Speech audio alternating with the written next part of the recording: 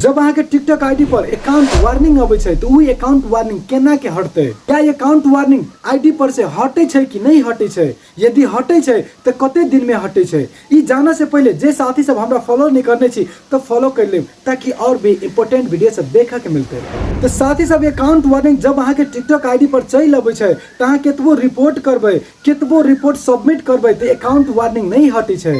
Account warning हटे के time 90 दिन रहे छै, 3 महीना के भीतर में कोनो भी अकाउंट वार्निंग एक्सपायर भ जाय छै। यदि कोनो साथी के टिकटॉक आईडी पर अकाउंट वार्निंग चल आयल है तो साथी सब अब अहाँ गलती नहीं करब। यदि 3 महीना के भीतर में यदि फिर से अहाँ गलती करे छे तो अहाँ के अकाउंट के बैंड भी कर सकैया। यदि 3 महीना तक अहाँ कोनो भी गलती नहीं करे छे तो अहाँ के अकाउंट वार्निंग माफ भ जाय छै, हट जाय छै, एक्सपायर भ जाय छै और अहाँ के आईडी फिर से हेल्दी भ जाय छै और अहाँ के वीडियो पर लाइक व्यूज वायरल होना शुरू भ जाय छै। वीडियो हेल्पफुल लागल हो तो एगो लाइक एगो शेयर अवश्य कर देब। Thank you so much.